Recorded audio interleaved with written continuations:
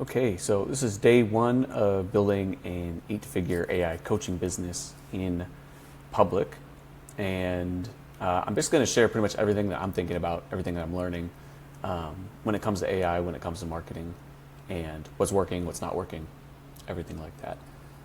One of the reasons why I decided to do this was because, one, I always try to pay attention to what I call the meta, which is just like, what are people doing? Like, what's going on right now? What's moving the needle? What's kind of like the zeitgeist, right? And how do you surf that? And, I just noticed a couple things, like somebody who I'm in a membership with, this guy named Clogg, who has a great YouTube channel that you can check out. He basically did a sprint, I think, for 90 days, talking about his business. He runs Warrior Babes, talking about everything that was working, not working. And he did it in order to make connections and help with hiring and things like that. And even though it's a decent size, I would say a small channel, but the impact of it is really, really powerful inside of, especially like direct response marketing niche. And then I noticed the other channel, I think Nick Saraev, I think is maybe his last name, who won the school games, also has like a daily content channel where he's just talking about things that are working. And of course, building in public has been around for a little bit. And so with that in mind, it started kind of dawning on me that this is something that I want to try and want to experiment, just being consistent, doing daily content, talking about what's working, what's not working, things like that. And I think just as like another reason why is because in my journey right now is in entrepreneurship, which has many ups and downs and has been kind of a strange journey. I've come to see a couple things, which is like your business is always a direct reflection of yourself. It's always a direct reflection of your mindset, your limiting beliefs. So whatever sort of junk is up here in your head is going to be expressed in your business. And even in my short time in business, that's just become so crystal clear. And so in order to actually scale and actually grow, it requires facing and looking at some of the mental things that are holding you back. It doesn't always mean you fix it. Sometimes you compensate. Sometimes you overcompensate. Sometimes you find workarounds. Sometimes you just lean into the things that you're good at. There's many different strategies for dealing with that, but it just is true that as you grow, it becomes the inner game and the mental game is everything. The reason I share that is because one thing that I've realized has become clear for me is that as I'm growing for whatever reasons, I've always preferred to sort of be in the background. I've always preferred to kind of be on defense versus not necessarily that I wanted to not play offense, but there's an element of me that kind of wanted to be behind the scenes, more of the operator, not in public, etc. There's also sort of a streak in me of wanting to do things myself. It's like I'm okay with my team and I'm okay delegating. I don't feel like I'm necessarily a control freak, but there is an element of like I want to do things with the circle of people who I know. But it's become so clear that if you want to do anything big, you have to have a team of allies. And you have to have a team of allies of people who are really, really good. People who are probably better than you at certain things, which requires you to surrender parts of your ego. And it requires you to give yourself the accountability when you work with really, really good people that you grow. And then there's also just regular accountability and consistency, right? So consistency is something that I wouldn't say I've struggled with, but I wouldn't say that I've mastered it either. And I know that that's such an important element in business.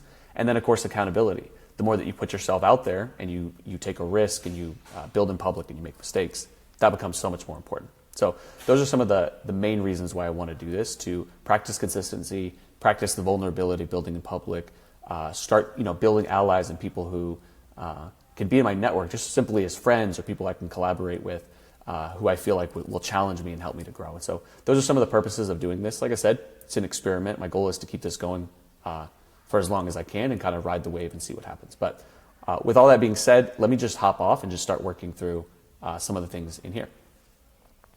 So some of the first things is just talking about like what's working and what's not working, as well as some of the main things on my mind. And then we'll also talk about some things like some different problems that I'm solving in terms of like when it comes to AI, when it comes to marketing, and some things that will be helpful, some mindset things, as well as some different news, for example, like OpenAI models and things like that. And I'll try to put timestamps and things so you can switch around and find that pretty easily. So let's talk about what's working. So right now in the business, we have, I want to be 100% open. We have a business that has so many different moving parts and so many different things. We kind of inherited the business from a previous one. It's got a kind of a weird, long storied history. And so there are all these weird like legacy things that are going on in it. But for right now, we basically sell it for, it's a coaching program, AI coaching program. We sell it for a year at $5,000. Sometimes we'll discount that depending on a certain promotion. And then we also have monthly recurring at $500 a month. So right now we have a combination of the monthly recurring as well as sort of big chunky sales that come in.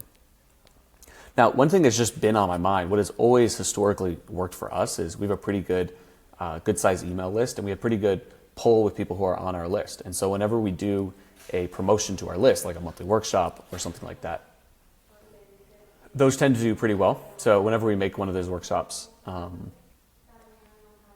those just tend to do well for us.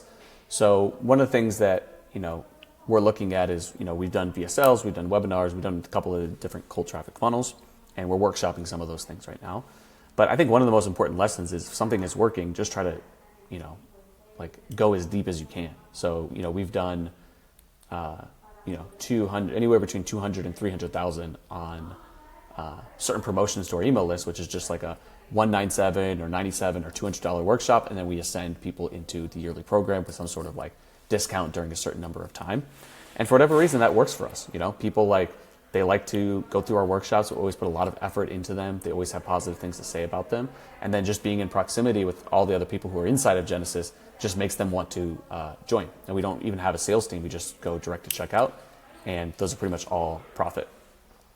So that pops in my mind. Now, that's not like the most normal, it's not an unconventional strategy, but it's not a huge strategy in terms of like scaling on cold traffic, like a webinar or a VSL or something like that. But it works for us. And, I was talking to my business partner about this as well.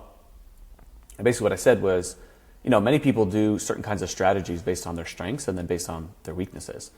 And, I do think that one of our strengths in the business is I think we're both great teachers. I think we're great at coming up with products and teaching things that people really enjoy and really going out of our way to make those experiences and events great. And we both enjoy doing it. It's a lot of work, but we enjoy doing it. My business partner, on the other hand, he usually writes all the copy and all the emails for it, which can be a lot, right? If you're writing a long sales page, coming up with the offer, writing the sales page, and then sending, I don't know, if we do a promotion for about 10 days, that's probably about 30 different emails that you're writing. For a lot of people or for a marketing team, that's a lot to do and to put, trust and hope in. But from a business partner, he's so fast and so good that he can basically write these sales letters in a day, sometimes 2 days. He writes the emails as we go along. He uses the AI processes to do it, so it only takes him 5-10 minutes to write all these emails. And then for me, I'm always building stuff, and I love teaching and I love creating products. So, I told him, I could do a monthly workshop basically from here until the end of time, and not just to do it, but because there's actually value to be made. And then, of course, all the workshops and things that we do then go into Genesis, our core program, and make those even better. So one of the things that we've committed to doing is, at least in the short term, is to do monthly workshops. Maybe it's sort of like warm and or cold webinars that are selling tickets to those workshops. And then we'll put some spend behind those workshops as well. That doesn't mean that we're not going to be focused on some of these other, what I'll call fast marketing engines, which for right now is probably webinar and VSL. We've tested and done both in the past. And surprisingly, these have not worked that well for us. And it's not because these mechanisms don't work. It's just because of us. Yeah, so it's just that these have not worked for us in the couple iterations that we've had. And there's a couple of reasons for that. I think part of that is sales team and sales process, as well as the way that we structure the offer, which I'll talk about in just a second. So some of the workshops that we're going to be doing are going to be filling in these gaps on the offer. And just to tell you what it is, it's Genesis historically was for freelancers, and then we did some stuff with business owners. We were really focused on selling the tools because we sell a lot of AI bots and tools and stuff that people really enjoy. However, you have to do what's working. So if you look at what sort of the space that we're in, it's biz op, biz dev. It's a lot of it is identity based and outcome based, showing people how to get a skill. You can't just sell the tools at that high ticket price. You have to really sell the identity, the outcome, and the path. So that's become super important. And so narrowing down and making a decision is really key in terms of what that identity and outcome is, and then filling in some of the gaps we have. So, we're really great with fulfillment.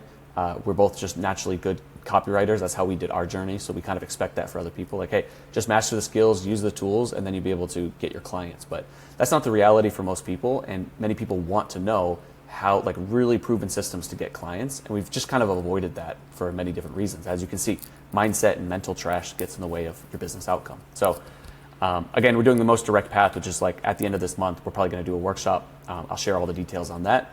Not probably, we will do a workshop on client getting strategies that are working right now. We've already been developing a lot of stuff. I'm excited for that. The next month, we'll do one more specifically on mindset, using a bunch of AI stuff. I'm very excited for that. And I think those will shore up some of the offers, some of the gaps that we have in our offers, and we'll reposition it to be very, very clear who we're targeting, what the identity is, what the outcome is, what the certainty is, things like that. And I feel like our VSL will be able to work, and we'll be able to roll in the webinar as well. But in the meantime, we're going to do more of the same, which is let's get people on our email list. So making more content to get people on the email list, using low ticket funnels to get buyers on the email list, and just naturally growing the circle of people that we have, and then selling to that audience, and then upselling them into the main program. So those are some of the things that we're focused on right now. The number one thing that's on my mind right now is this concept of leverage.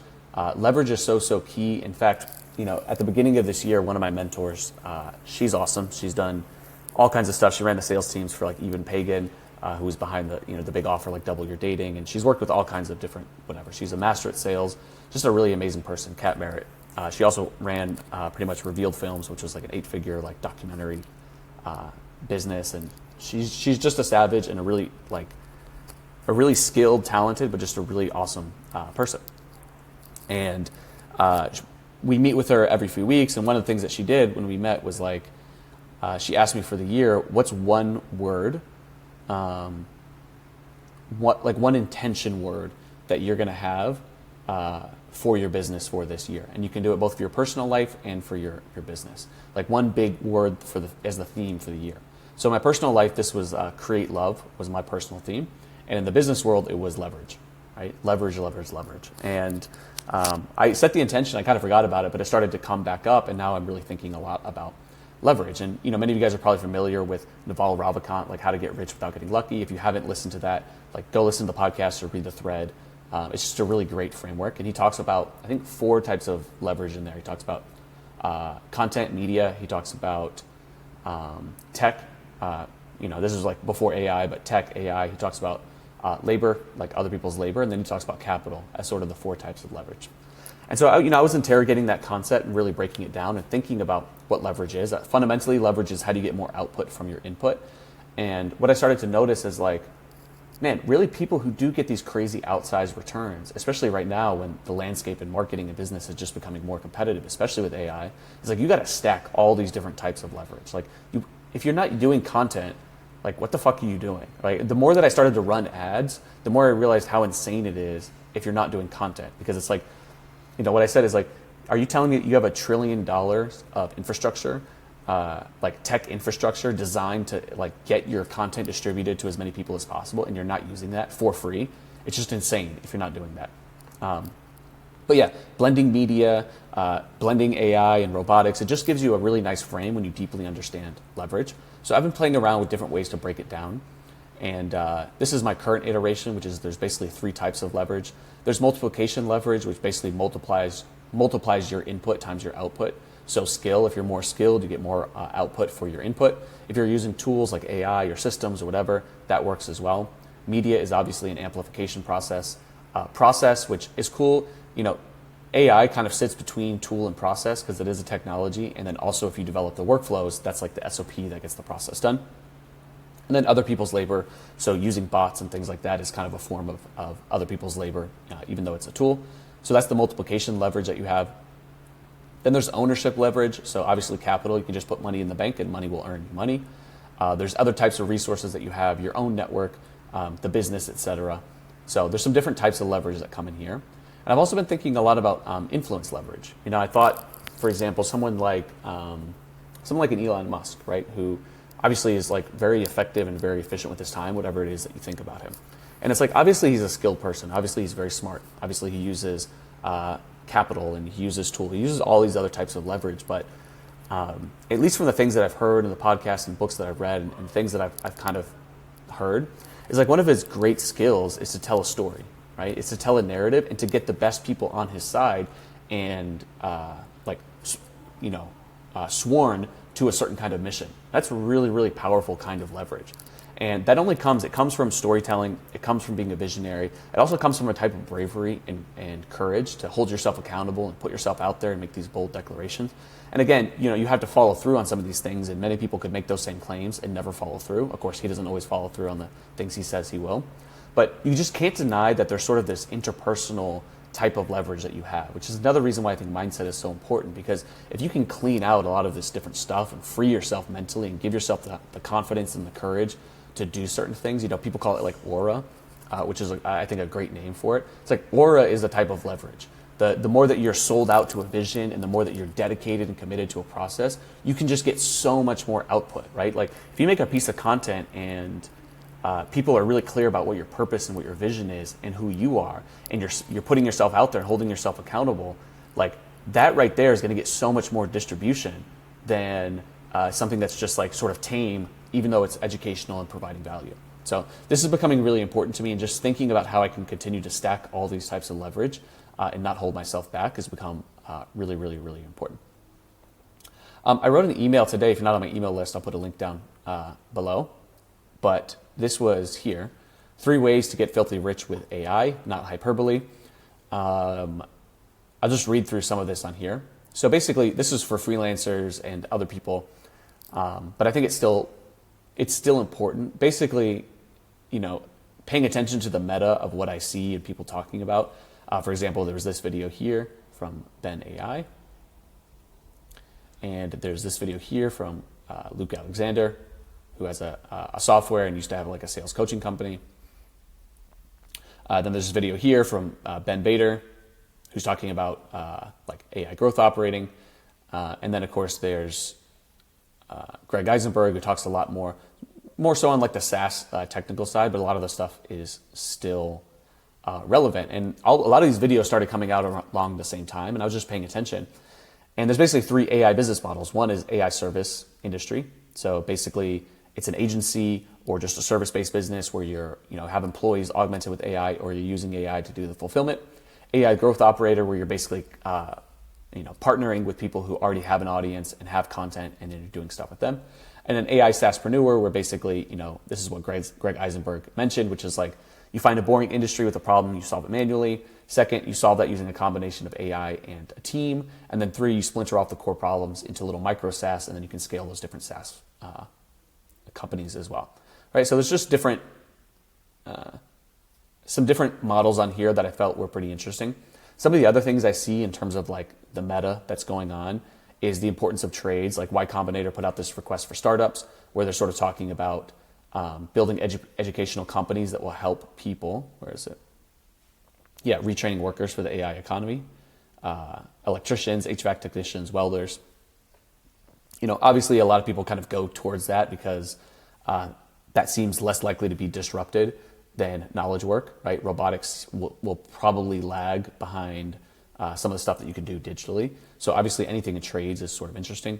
This whole idea of employee-generated content, which is either incentivizing people, building the culture around it, and or making it mandatory. But employee-generated content is very interesting. Again, it's just a way to stack leverage, right? If you already have people working for you, why don't you just give them, the incentives as well as the inspiration. Like basically, people are talking about how do you build, let's say you have a retail store, how do you build that retail store and set up all the things that you need in the retail store to make content for your employees super easy, right? So it's user-generated content, right? Customers generating your content as well as employees. And again, it's just ways to stack the leverage and the distribution that you have. AI fulfillment and CSMs. There's a lot of business owners in many of the groups that I'm in who are, thinking about how to use AI agents and different tools to sort of augment VAs and just to build like autonomous ways to do fulfillment so they can scale even a bit more. I think this is going to be very, very important. And a few things on here. Like I said, if you're on my email list, you get emails like this and you can read through them. But I think that those are pretty good and pretty interesting. The other thing that we're working on, so we have a program right now where we have a few people in it. We're going to roll out the next iteration. But essentially what it does is it writes emails for you daily, and it writes it autonomously. So it'll just basically send these directly to your Slack, or you can get them on this platform here, but you don't even have to think about it. And we've been spending a lot of time with it, and emails are really easy. I mean, anyone can write emails with AI. You can build prompts and bots, and we've been doing that for a long time, and it's pretty easy. But what I've been really trying to get is 100% voice accurate emails that really, really sound like indistinguishable from AI, and also are fully autonomous with like no errors. And it's actually, a pretty challenging problem. I'll show you some of these emails here, and let's just do like AI detector. This is an email that the system wrote, and let's see how good it is.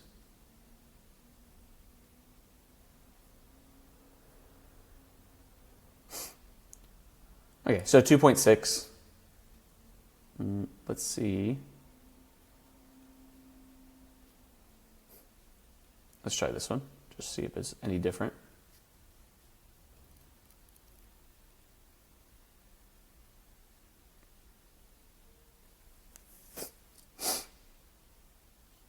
$3.4. Yeah, so obviously there's some room for improvement here, but this is pretty cool. It basically it builds out, like, it's an autonomous email system, basically. And so some of the things that we're trying to do is, yes, it's autonomous and it's 100% voice accurate. So what I've found is, like, there's an upper limit to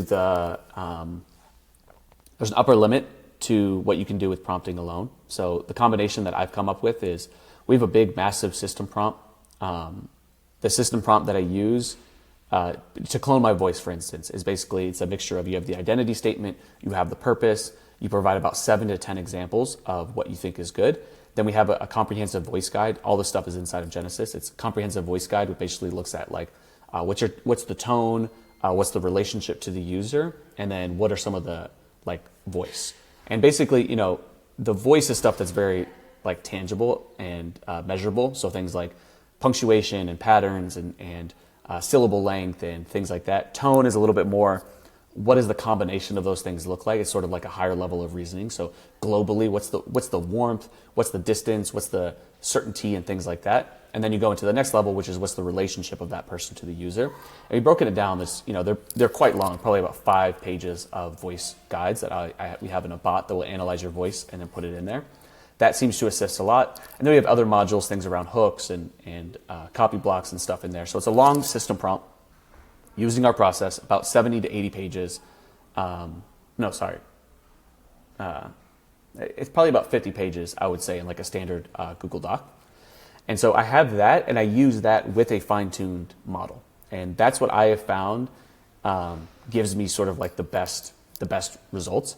And then we also play around with temperature and top P, which I wish there was sort of like a go-to of, like, use this combination of temperature and top P, but really it depends on what your inputs are. It depends on a lot, but playing with temperature and top P does make a difference. What I found is that if you fine-tune it and have a good system prompt, you can get really good creativity with low temperature, whereas typically people say temperature is the creativity.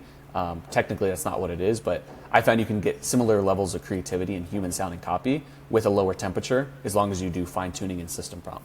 And the fine-tuning is very, very simple. You need, in my experience, let's say for emails, you need at least 30 to 50 emails. 50 is kind of like a good place. If you have too few, sometimes it'll just copy a lot of the emails that you already have in there. So 50 kind of gives it a good range. It's super easy to do it. Maybe I'll make a video going forward, but you basically put things in a CSV. You put it in 3 different columns.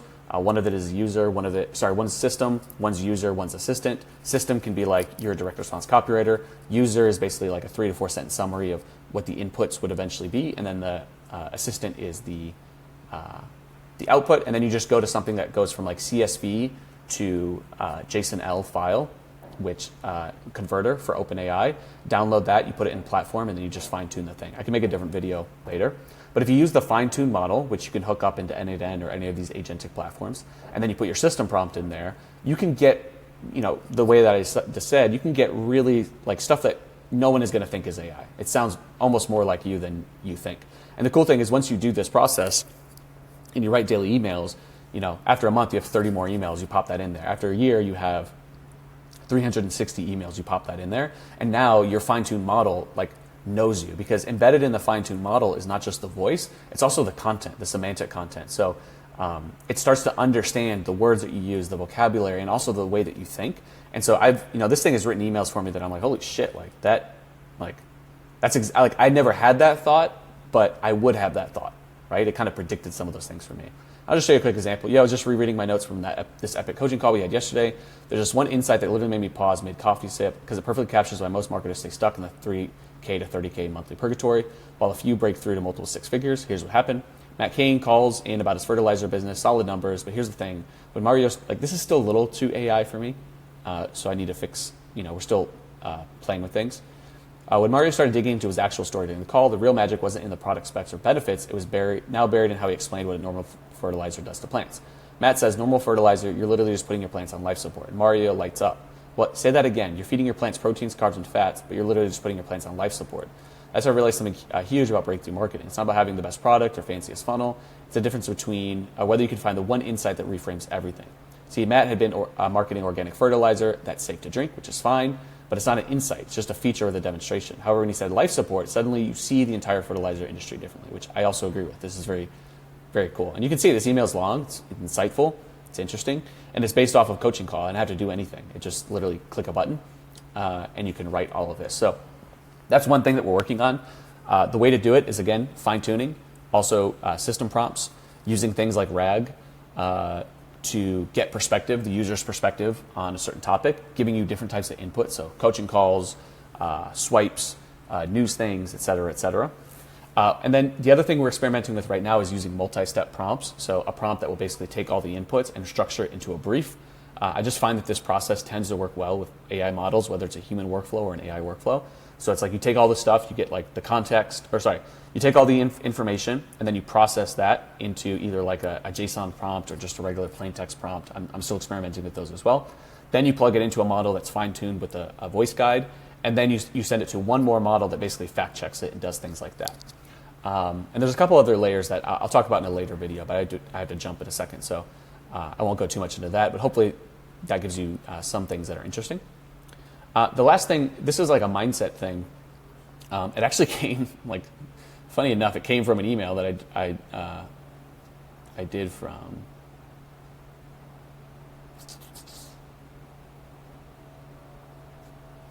here. I generated this email from a video from Ryan Clogg, right? Just playing around and experimenting with it.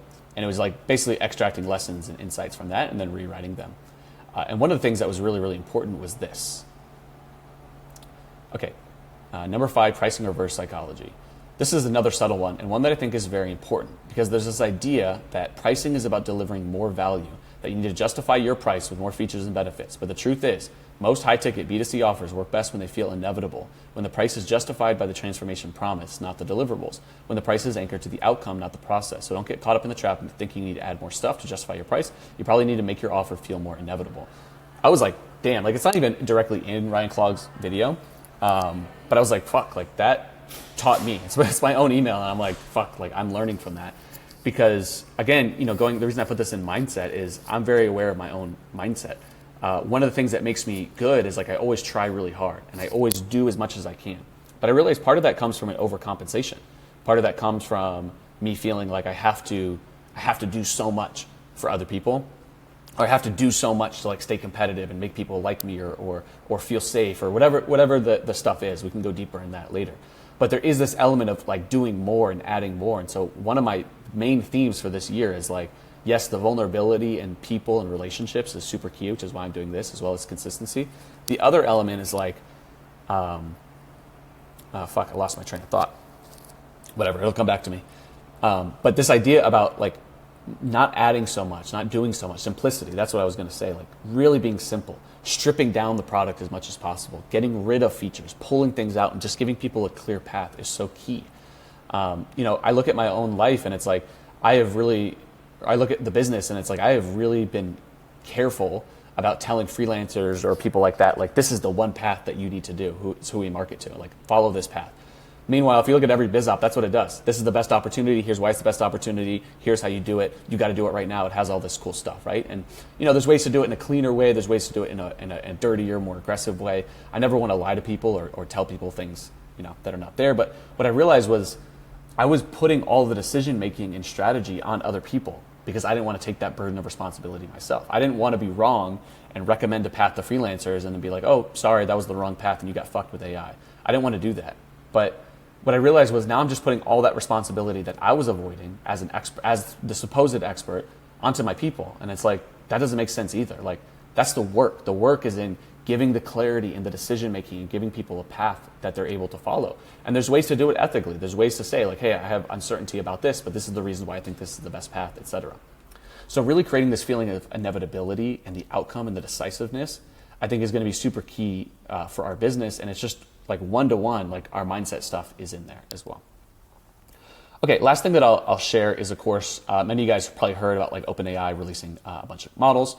And I went and watched a bunch of the different videos. And I'll just link this in the comments. I just use AI to basically do a deep dive on all of them and sort of the takeaways, especially for freelancers, business owners, anyone else who might be watching this. I think the cool thing about this is like you can just run it locally on your computer. I haven't done this, but if you just download Olama here, which is free, you just download it, and then you can basically use the new chat. I think, what's interesting about it is the politics of it, right? It's an open source model from the US, whereas China has done a lot of open source stuff. Obviously, OpenAI was supposed to be open and originally open source, and then it started closing down. The performance of the model, there's kind of mixed reviews. Some people say it's trash. Some people say it's really good. It's competitive, but, we'll see what comes of it. GPT-5 is coming. That's definitely going to take way more of the attention away from it. The cool thing is, of course, is you can build this, you can use it locally, so you can use it without having to worry about security and data and things like that. So that's very powerful. If you're interested in stuff like that, this seems to be a pretty easy way to do it. I haven't tested it yet, but wanted to share some of those things on there. And that is my first video. So let me know also in the comments, questions you have, thoughts that you have. One thing that I will start doing is doing Q&A. So any comments or questions that are answered here or on my main channel, which will be linked in the description, I'll be answering those and doing some Q&A stuff on there as well. So make sure that you comment, leave whatever it is that you want on there, and I'll get back to you. So thanks so much, and let me know what you think and what else I can do. Peace.